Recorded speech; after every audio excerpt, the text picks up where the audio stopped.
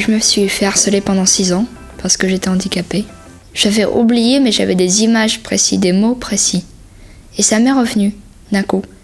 Et j'ai compris beaucoup de peur que j'avais.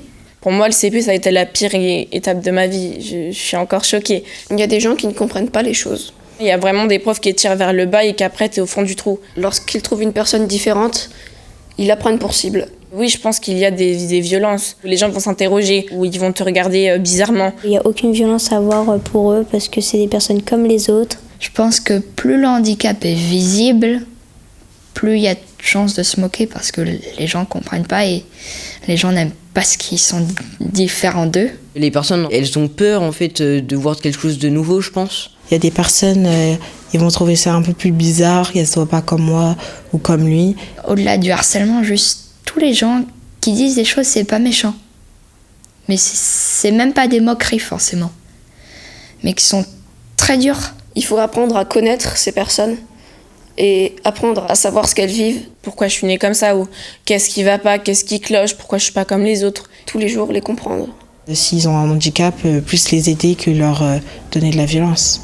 Pour les élèves, il faut dire aux adultes et aux parents, oui, on peut en discuter. Je pense que c'est l'éducation parce que la vie des parents joue vachement sur la vie des enfants. Je pense que c'est très important d'éduquer, d'informer, de mettre à la place les autres. C'est l'éducation civique un peu, informer les gens.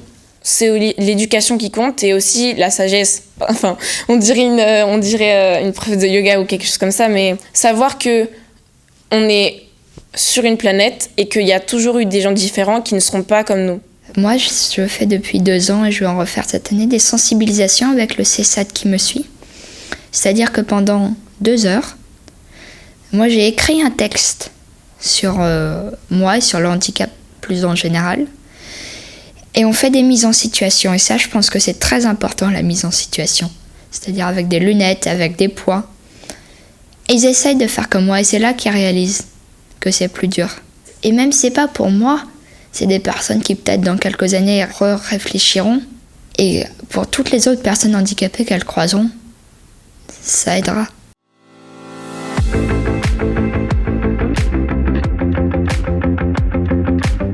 Bienvenue, cher maître, cher Dominique.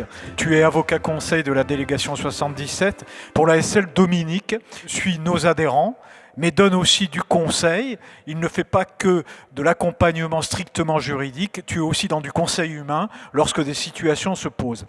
Avec Liliane, nous avons regardé les dossiers et on a comparé ce que nous avons au niveau national en lien bien évidemment avec notre thématique, c'est-à-dire les problèmes juridiques qui peuvent se poser face à des élèves, évidemment, face à des familles, mais dans le cadre où on se retrouverait avec une situation soit de handicap bien reconnu, avéré, soit des situations pour lesquelles l'inclusion, effectivement, est encore en suspens.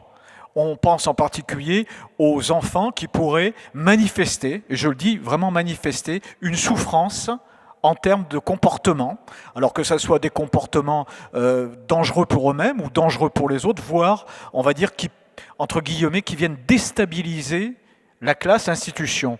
En l'occurrence, on a, au niveau national, en gros, 75% de nos dossiers d'agression. Quand on dit agression, ça va être des conflits ouverts avec les familles, avec des qualifications juridiques que tu connais bien, insultes, menaces, toutes sortes de diffamations possibles et inimaginables. Ce qu'on a remarqué, c'est que dans ces 75% de dossiers qui concernent vraiment de l'agression au sens propre, on en a 20% dont le point de démarrage est une situation de souffrance en lien de près ou de loin avec un enfant qui lui-même est en souffrance au sein de l'établissement et au sein de l'école.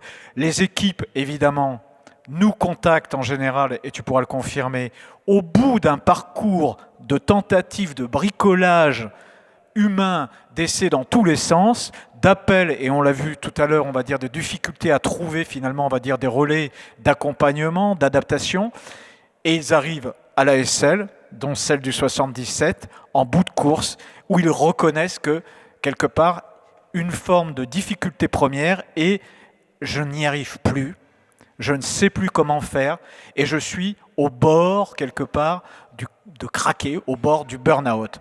Quand on en arrive là, on se dit, la prévention que nous, on recommande à l'ASL n'a pas été, on va dire, efficace. Et puis, dans le propos que tu pourras tenir, Dominique, je crois que ça c'est très clair, quand on comprend bien la loi, quand on comprend bien l'esprit de la loi, aussi, finalement, le rappel simplement citoyen, on va dire, du cadre de la loi, on fait acte de prévention pour tous.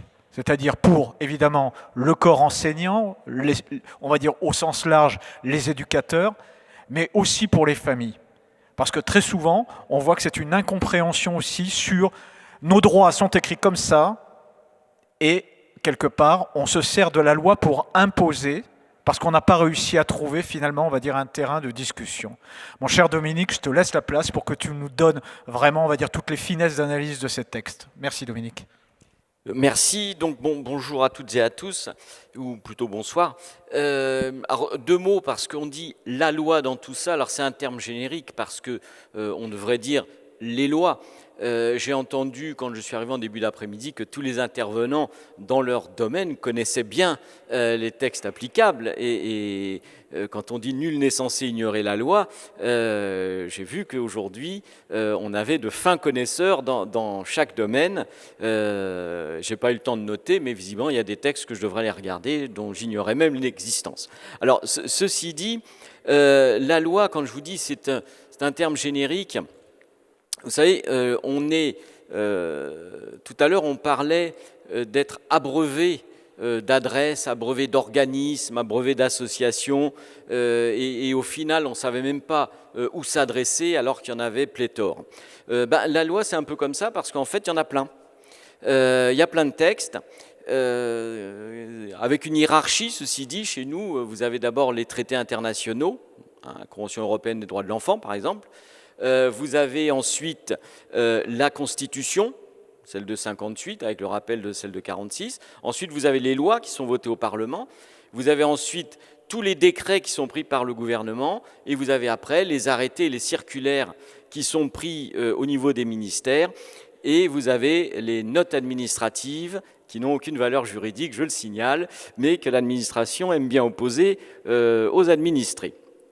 Alors dans tout ça, faut s'y retrouver. Et le problème de l'inclusion, on peut se dire où est-ce qu'on trouve cette notion-là.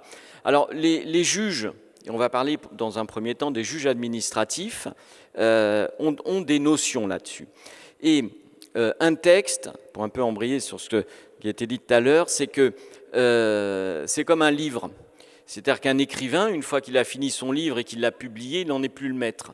La loi, c'est un peu pareil, parce qu'une fois qu'elle a été lancée, qu'elle a été publiée au journal officiel, et que vous pouvez la lire sur Légifrance, j'ai entendu que ça a été cité, il y a de saines lectures, une fois que ça a été publié, eh bien, cette loi, elle ne va plus appartenir au législateur. D'autant qu'il n'est peut-être même plus législateur au moment où la loi est appliquée, mais elle ne lui appartient plus. Et c'est le juge qui va s'en occuper. Et vous savez qu'en matière d'école inclusive, avant même de parler de ces termes-là, les juges administratifs sont intervenus sur certains dossiers, ont été amenés à juger certaines situations de la façon suivante. C'est de dire, écoutez, l'article 13 du préambule de la Constitution de 1946, qui est reprise dans la Constitution de 1958, eh bien, elle dit qu'il y a l'école pour tout le monde. Et tout le monde, c'est tout le monde. En droit français, tout le monde, ça veut dire chaque citoyen. Et c'est ainsi que des décisions ont été rendues, notamment sur une famille qui ne pouvait pas scolariser ses 2 enfants qui souffraient d'un handicap et a dû les scolariser en Belgique, où là, il y avait un espace, il y avait une institution pour les accueillir. Le Conseil d'État a simplement dit que le fait pour l'État de ne pas pouvoir remplir cette mission-là était fautive et à indemniser les parents. Donc vous voyez, avant même de parler d'inclusion, le juge, lui, voit plutôt l'école pour tous, et pour tous, ça comporte cette notion d'inclusion. Alors, l'inclusion, vous l'avez dans les textes, vous l'avez dans le Code de l'éducation. La loi, ça ne règle pas tout. Vous savez, dans les communes, si on prend un arrêté anti-mendicité, ça ne supprime pas la pauvreté.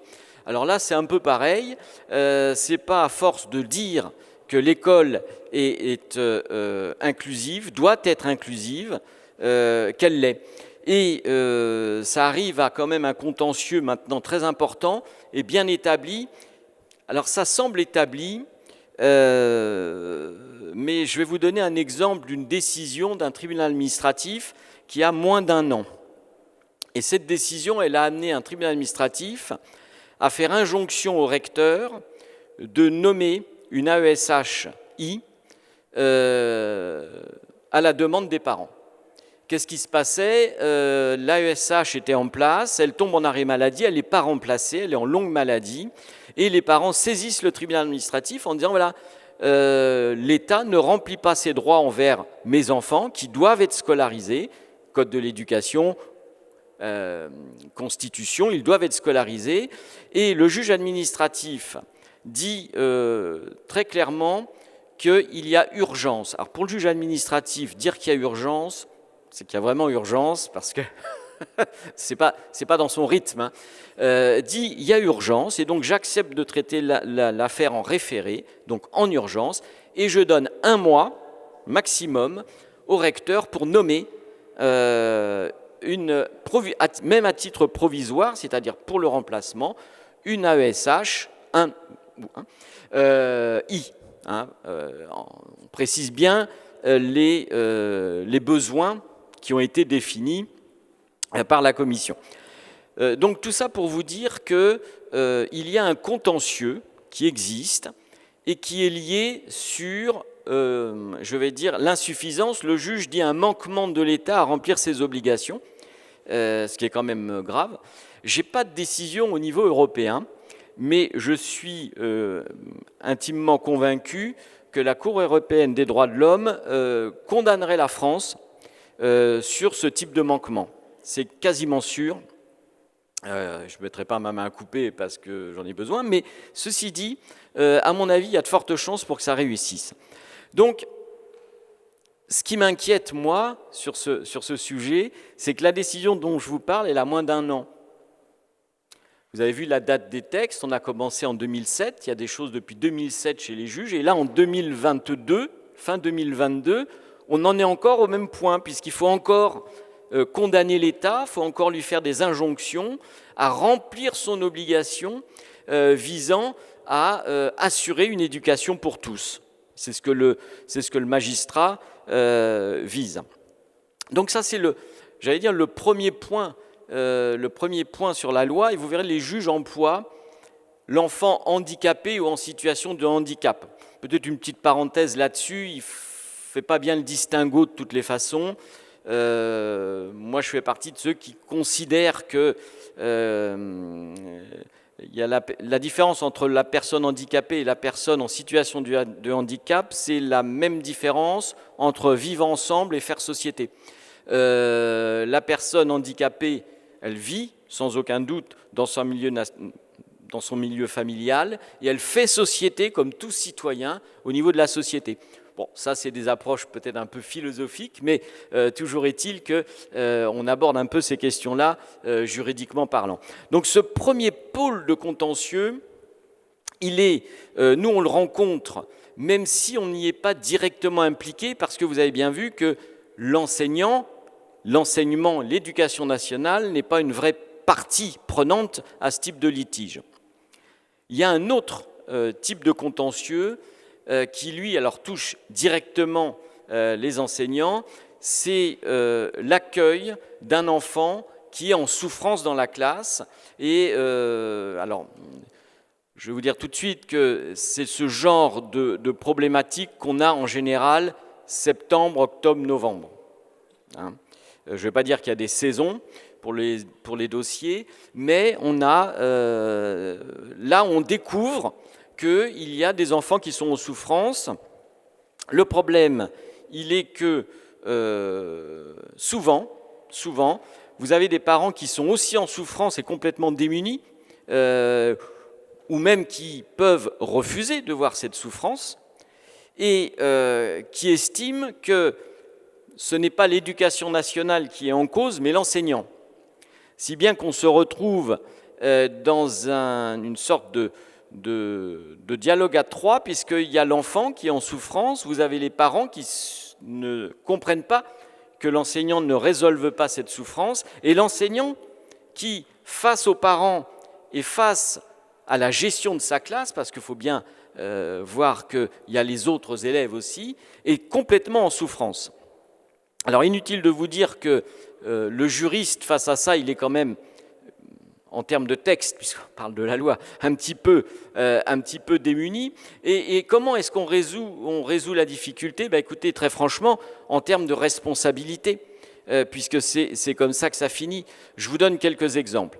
Une enseignante a dû faire face à la crise d'un enfant. Alors, vous me pardonnerez parce que dans le dossier, il y avait des termes médicaux, mais alors là, je les oublie, puis, ou quand je les oublie pas, je les déforme. Alors bon, l'enfant avait un souci médical et il est entré en crise.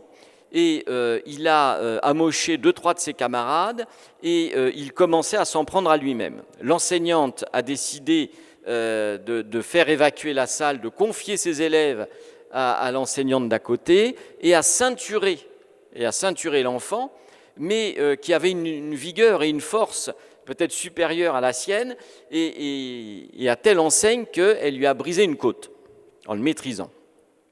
Les parents ont porté plainte pour coups et blessures volontaires. Alors, la situation paraît comme ça anodine, mais elle est grave, parce que coups et blessures volontaires par une personne qui a autorité sur un mineur de moins de 15 ans dans un établissement scolaire, c'est 3 circonstances aggravantes, et si ma mémoire ne me trahit pas, le maximum de la peine, c'est 7 ans d'emprisonnement délictuel, et on doit être à 150 000 € d'amende. Donc, on n'est pas... la chose est grave. Et c'était une vraie problématique parce que pour le juge d'instruction, un juge d'instruction a été nommé pour étudier ce cas, et j'ai réussi à démontrer qu'il n'était pas possible de faire autrement. Est-ce que la côte cassée n'était pas le moindre mal dans la situation, dans l'ignorance de ce qui allait se passer? J'ai aussi expliqué que l'enseignante n'était pas formée à des techniques spécifiques. Moi, un pompier m'avait expliqué qu'il y avait une possibilité de maîtriser avec des gestes appropriés, il y avait une possibilité, mais l'enseignante, elle n'était pas formée à ça. Elle a fait, comme on aurait peut-être pu faire tout un chacun dans la rue, face à une telle situation. Et ce que j'ai expliqué aussi, c'est qu'en réalité, on réagit dans les délits en fonction de ses moyens et de ses compétences. Là, les seuls moyens qu'elle avait, c'était d'agir elle-même, et la seule compétence qu'elle avait, c'est que, ou qu'elle n'avait pas plus exactement, c'était qu'elle ne savait pas maîtriser quelqu'un qui était en crise. J'ai aussi rajouté qu'elle avait utilisé la force strictement nécessaire pour maîtriser l'enfant, ce qui, entre parenthèses, l'a bien fait rire, parce que c'est ce que toutes les forces de l'ordre mettent dans les PV. Quand ils interpellent quelqu'un et qu'on le retrouve un peu amoché, ils expliquent qu'ils ont utilisé la force strictement nécessaire pour le maîtriser. Je dis donc, si ça vaut pour la police, ça doit bien valoir quand même pour l'enseignante. Elle a été mise hors de cause par le juge d'instruction qui a ordonné un non-lieu. Donc l'affaire s'est arrêtée là, les parents n'ont pas poursuivi, ils auraient pu faire appel dans la chambre d'instruction de la cour, ils ne l'ont pas fait, mais on aurait pu peut-être aller au-delà. Et vous voyez ce type de problématique qui engendre, que je ne peux résoudre moi qu'en termes de responsabilité. En termes de responsabilité, il faut être clair. Je pourrais peut-être mettre en cause, si l'adhérent était vraiment mis en cause jusqu'au tribunal, voire jusqu'à la cour d'assises, on pourrait peut-être mettre en cause l'État qui n'a pas donné aux enseignants les moyens de faire face à ces situations. Toujours est-il que, même dans le cadre de PAI, on rencontre des difficultés. Vous avez peut-être en tête l'histoire de cette enseignante qui a laissé un enfant sortir de la classe à 16h20 et à 16h30, on a retrouvé l'enfant dans les toilettes, pendu à l'essuie-main, et l'enseignante a été poursuivie pour homicide involontaire. Et fort heureusement, dans ce dossier, il y avait un PAI, c'est-à-dire qu'un protocole avait été signé, l'enseignante, le médecin scolaire, les parents et le médecin d'ailleurs traitant de l'enfant. Il était convenu que l'enseignante laisse l'enfant sortir à tout moment pour aller aux toilettes, sans qu'il demande la permission. Il était placé à côté de la porte pour pouvoir faire face à des problèmes d'énurésie dont il souffrait. Et comme le juge l'a retenu, elle était dans l'ignorance du fait que l'enfant s'adonnait au jeu du foulard. Et le juge l'a relaxé, c'est allé jusqu'au tribunal correctionnel, l'a relaxé en disant, voilà, il y a un PAI, elle n'a fait que l'exécuter. Premier point. Et deuxième point, elle ignorait la dangerosité de le laisser seul avec un torchon, un dévidoir. Elle ignorait la dangerosité, donc on l'a exonérée de responsabilité et elle a été relaxée. Donc vous voyez, on est, j'allais dire, sous un angle que vous n'imaginiez peut-être pas depuis ce matin en matière d'école inclusive, c'est que c'est compliqué, c'est très compliqué quand l'événement n'est pas signalé. C'est-à-dire qu'on n'a pas, dès le départ, dit que l'enfant était en souffrance et que pour qu'il soit inclus dans l'école, il fallait un accompagnement. Là, on a un vrai problème parce qu'en réalité, on arrive à une situation où c'est l'enseignante, sous couvert de sa propre responsabilité professionnelle, qui découvre la difficulté. J'ai des cas, là très récemment, dans un lycée de Seine-et-Marne. Je ne veux pas vous abreuver de texte, et j'aime autant vous illustrer par des situations concrètes et vous dire comment ça se résout, en l'occurrence pas celle-là parce qu'elle n'est pas terminée, mais où les enseignants organisent un voyage en Espagne et une des élèves pose une véritable inquiétude aux enseignants sur ce voyage.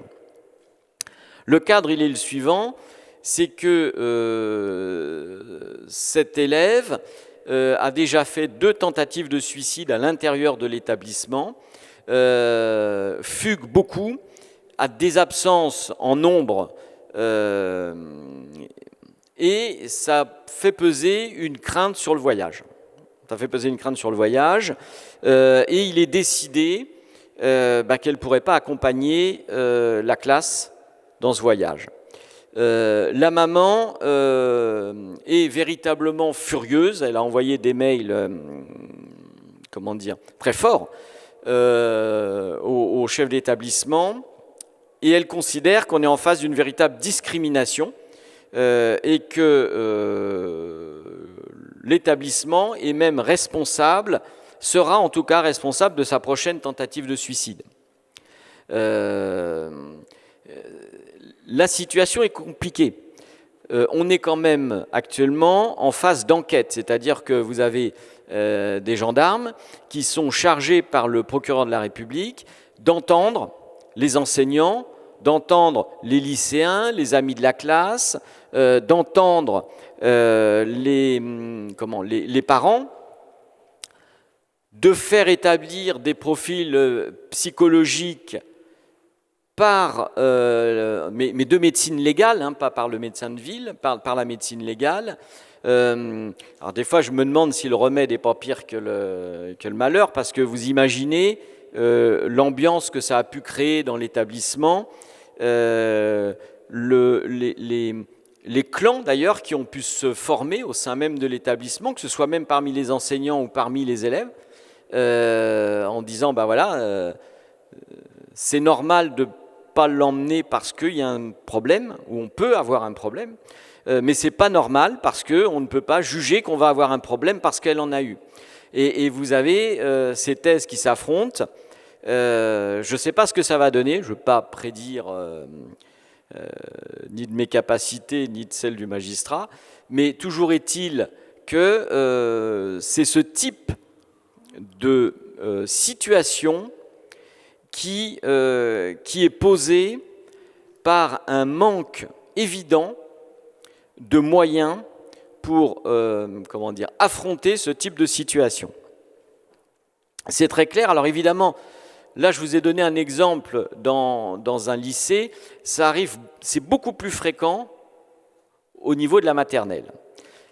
En nombre de dossiers, on vous a donné, M. Lindler vous a donné les chiffres, 20% de 75% des dossiers, ce qui doit donner, on avait calculé vite fait, à peu près 1000-1500 dossiers, ce qui est quand même colossal.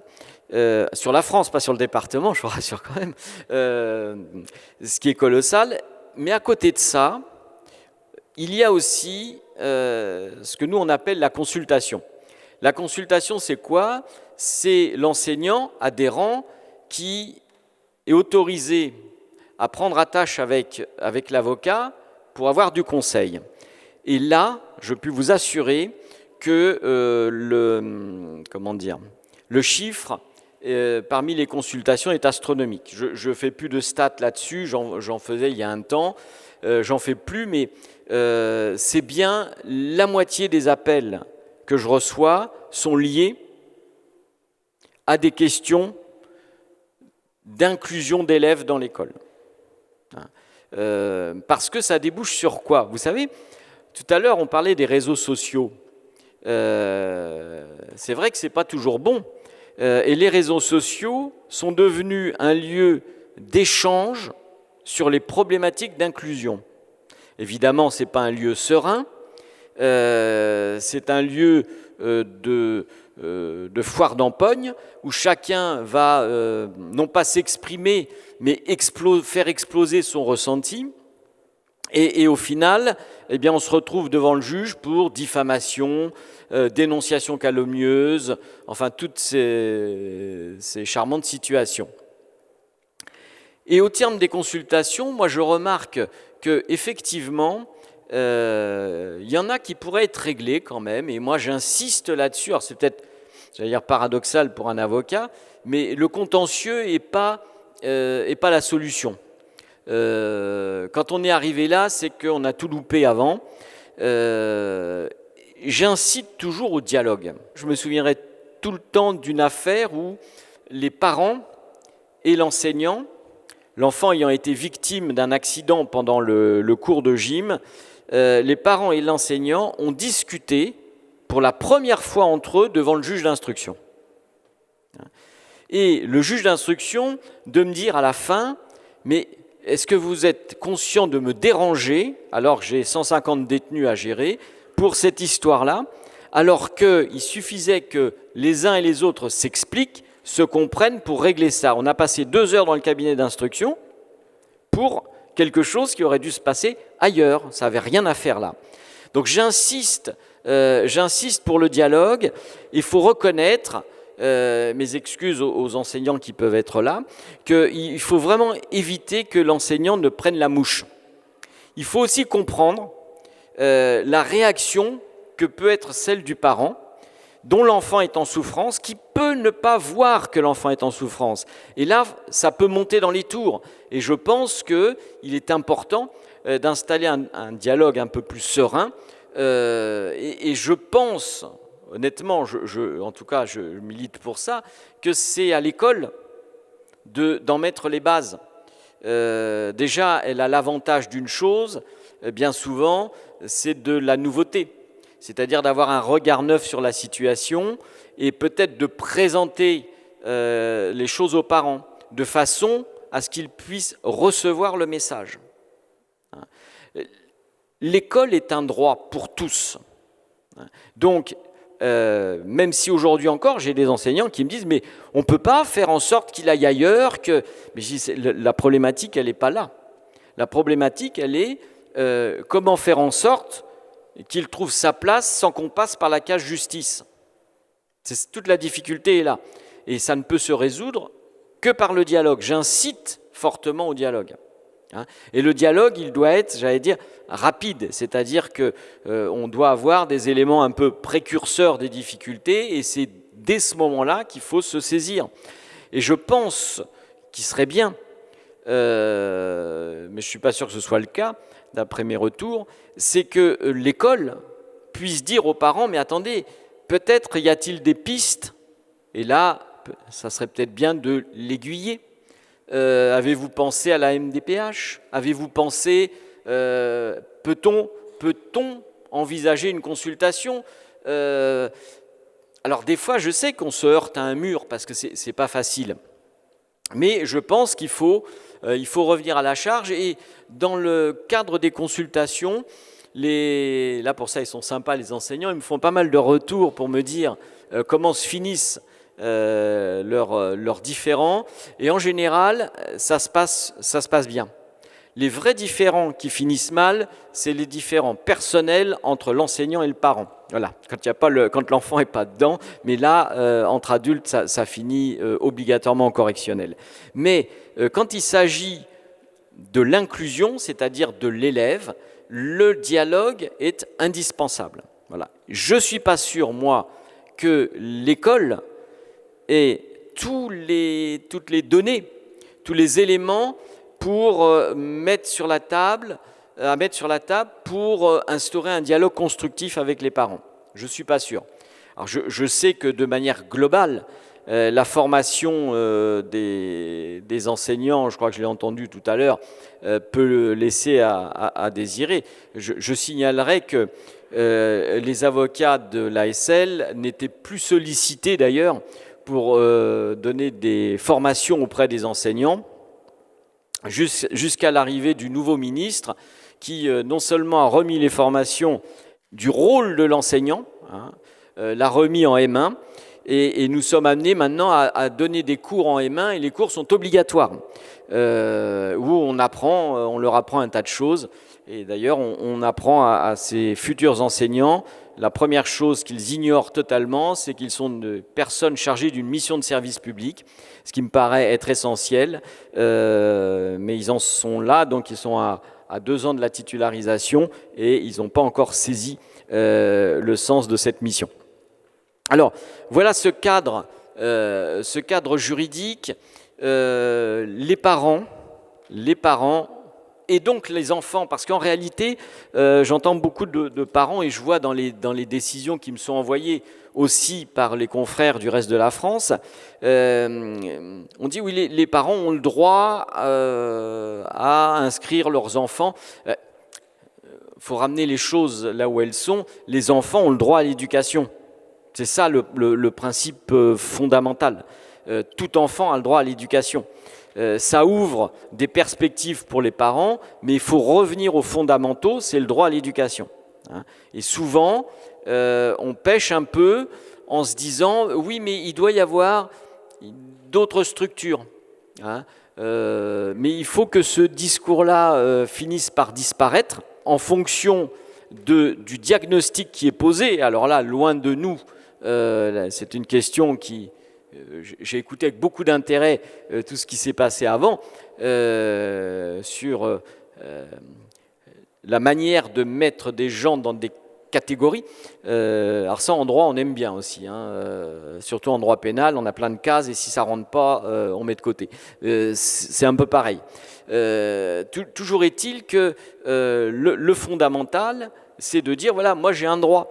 Et le Conseil d'État, là-dessus, est extrêmement clair et condamnera régulièrement l'État à remplir son obligation, qui d'ailleurs figure dans le Code de l'éducation, de même que le juge au pénal va rechercher si dans l'événement dommageable qui s'est produit et qui a pour cause une question d'inclusion, si dans ce contexte-là, l'enseignant a une responsabilité ou pas. On avance un peu là-dessus. je ne vais pas dire que c'est en expansion quand même malgré les chiffres,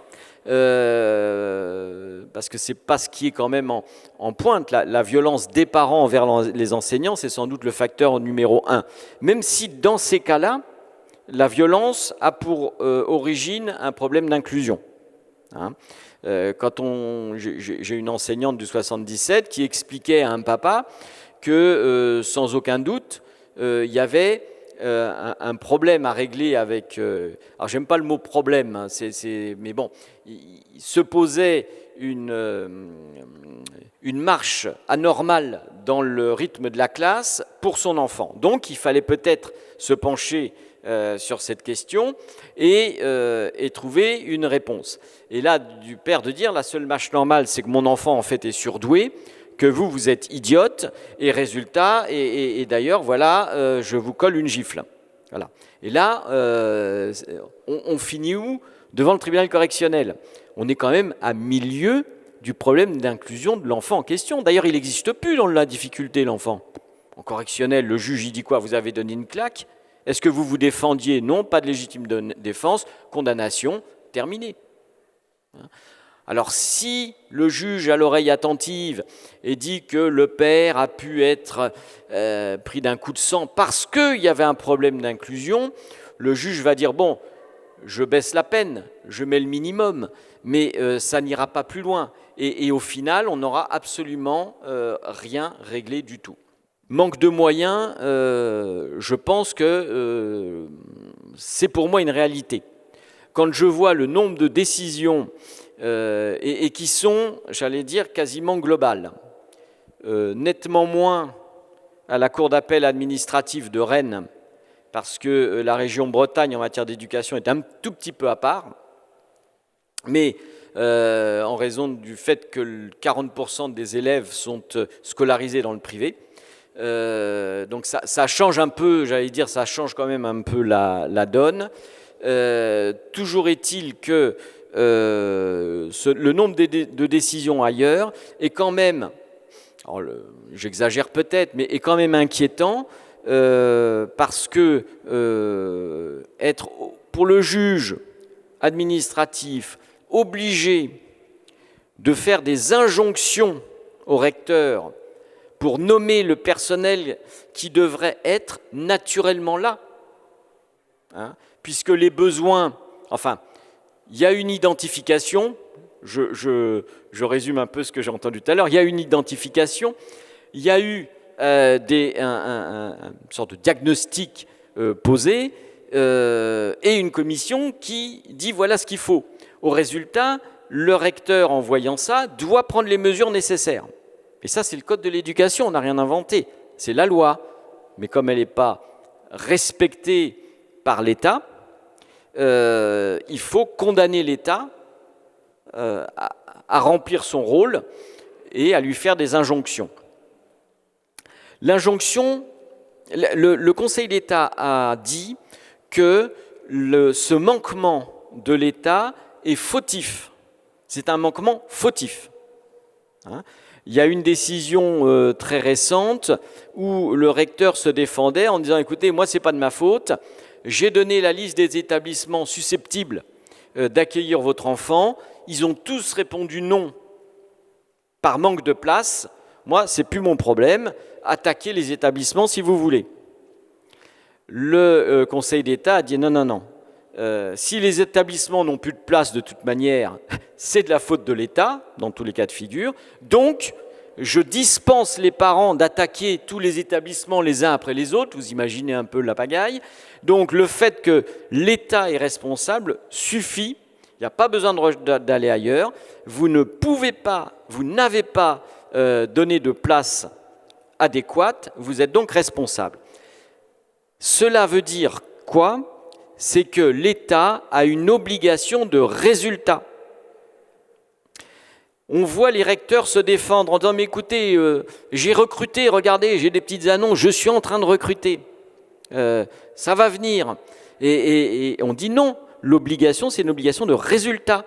Donc, ce n'est pas une obligation de moyens. L'obligation de moyens, c'est-à-dire je mets tout en œuvre pour, et l'obligation de résultat, je dois arriver à ce que. hein. Les enseignants ont une obligation de moyens quand ils s'occupent de leurs élèves, c'est-à-dire mettre tout en œuvre pour assurer leur sécurité, mais ils n'ont pas une obligation de résultat.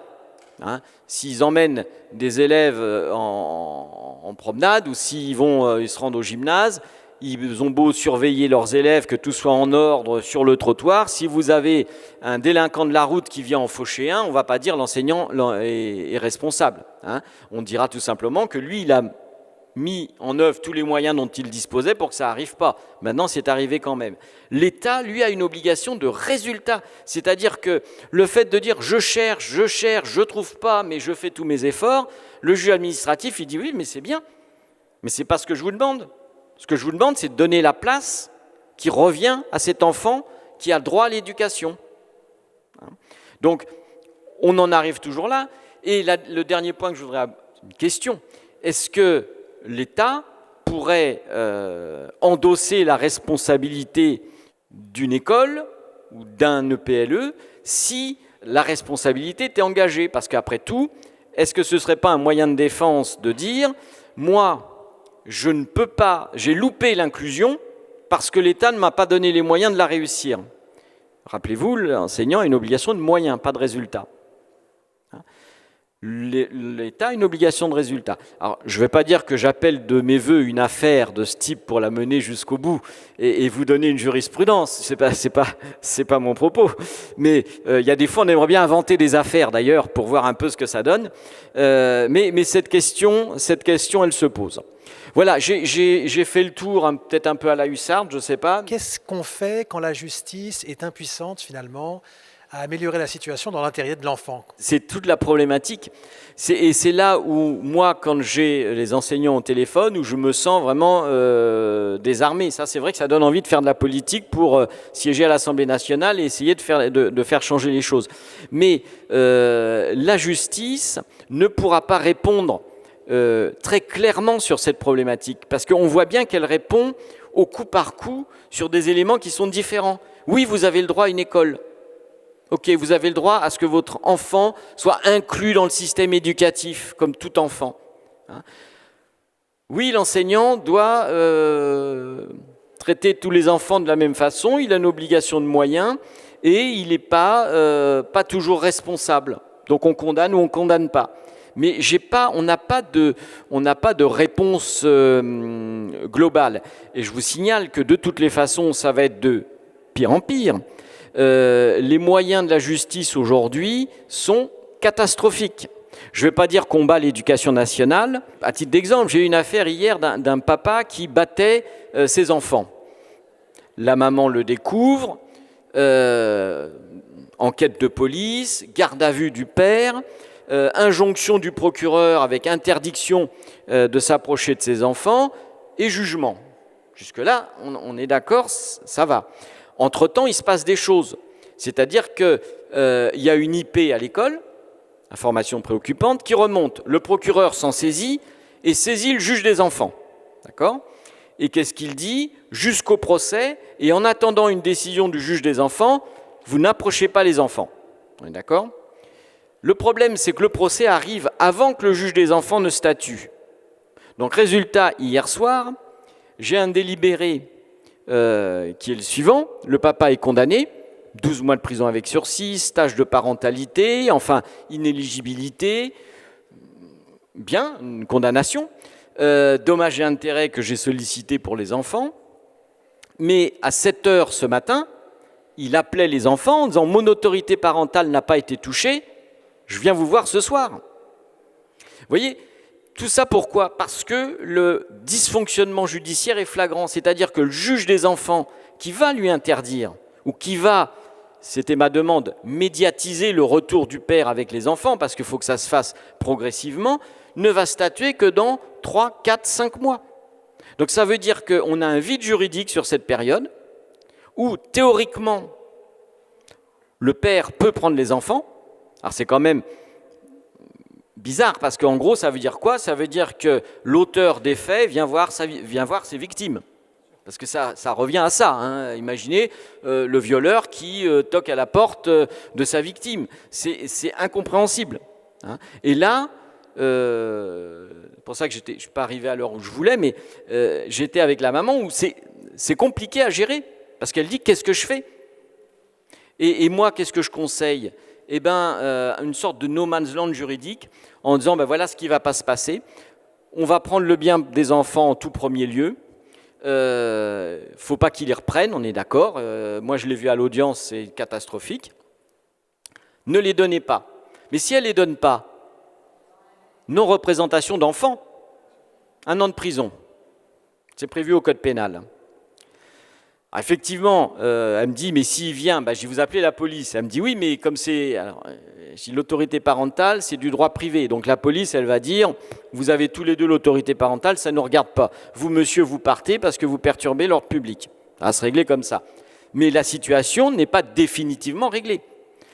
Et là, on en est à dire, écoutez, s'il vous poursuit pour non-représentation d'enfants, eh bien nous, on se défendra et en défense, on dira qu'il était hors de question de lui donner des enfants alors qu'il venait d'être condamné pour les avoir frappés. Mais regardez dans quelle situation ça nous met. Ça nous met à être en défense. Donc c'est à se dire de toute manière, c'est son attaque, il faut préparer la réponse à son attaque. On n'a pas une règle qui se pose en disant de toute manière, vous ne pouvez pas venir, vous avez tapé votre enfant. Et tout ça, c'est la carence judiciaire qui est énorme. Et moi, demain, je vais voir le juge aux affaires familiales pour qu'elle me donne une audience pour réduire le droit de visite et d'hébergement du père. Je tremble. Je tremble parce que je pense que elle va me donner une date en urgence. Mais je vais être en février ou mars, c'est sûr. Mais alors, la question, c'est, et en attendant, qu'est-ce qu'on fait? Parce qu'il n'y aura rien. Donc, ces problématiques qui se posent, et aujourd'hui, si on ne sait pas répondre, c'est vraiment parce qu'il y a de grosses lacunes. Et il faut dire aussi que, justement, en revenant sur la loi, les choses ne sont jamais globalisées. C'est-à-dire que vous n'aurez jamais un juge qui va pouvoir prendre le problème dans son entier, bien souvent. Et moi, ça me pose problème. Hier, j'aurais bien aimé que le tribunal correctionnel puisse se saisir du droit de visite et d'hébergement. Mais ce n'est pas son rôle. Il n'est pas juge aux affaires familiales. Donc, on ne lui a pas suspendu son autorité parentale parce qu'il n'y avait quand même pas matière à. Et puis, attention, c'est grave, une suspension d'autorité parentale. Donc, résultat, le condamné sort vainqueur du tribunal et en disant de toute manière, je suis toujours le père. Mais c'est sûr, il sera toujours le père. Mais pour l'instant, il est le bourreau. Il a été condamné pour ça. Et je n'ai pas de réponse judiciaire à amener, à apporter à la maman. Donc vous imaginez les tourments qu'on endure en tant qu'avocat, les difficultés des fois à s'endormir et à se dire mais comment est-ce qu'on va régler ce problème ? Problème qui n'aurait pas lieu d'être si la machine fonctionnait normalement. Mais la machine ne fonctionne pas. Enfin, les machines, d'ailleurs, les machines ne fonctionnent pas. Ça, c'est clair. Bien. Eh bien, merci beaucoup, Dominique. Je pense qu'on peut l'applaudir. On va pouvoir conclure cette journée. C'était très intéressant cette journée. Donc, pour refaire un petit peu le fil rouge, là, je vous rappelle qu'on a commencé avec Coralie Sarrazin, qui nous a rappelé l'importance de l'autodétermination. Joseph Chovanec a commencé à aller sur cette question du terrain de l'environnement, qui est là vraiment la notion qui est énormément revenue durant toute la journée. On a eu ensuite le témoignage poignant de Laurence Huard et Sylvain, qui nous a, je pense, à la fois amené une dimension qui est celle d'une difficulté, d'une douleur, et en même temps de quelque chose qui n'est pas tragique, et dont on peut avoir, pour lequel on peut avoir espoir. Un handicap n'est pas une tragédie. Et puis nos tables rondes nous ont confirmé cette question de l'importance de l'environnement, d'un parcours axé sur les questions des besoins et d'une plasticité, que ce soit à l'échelle nationale ou que ce soit à l'échelle locale. Les choses évoluent et il est évident qu'il ne faut pas lâcher dans le combat vers plus d'inclusion. Et enfin, Dominique nous a rappelé que c'est quand même pas mal de dialoguer dans tout ça, sans forcément avoir recours à des mesures extrêmes. Il me reste à remercier. Alors, la Maïf, pour votre accueil déjà, la délégation du 77, c'est toujours un accueil formidable que vous nous faites. On est toujours très bien reçus ici, donc merci à vous.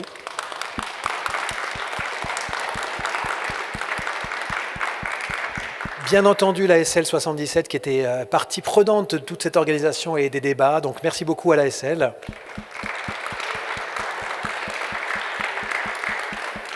Alors un grand merci à nos conférenciers qui ont vraiment joué le jeu, qui ont travaillé, qui se sont mobilisés.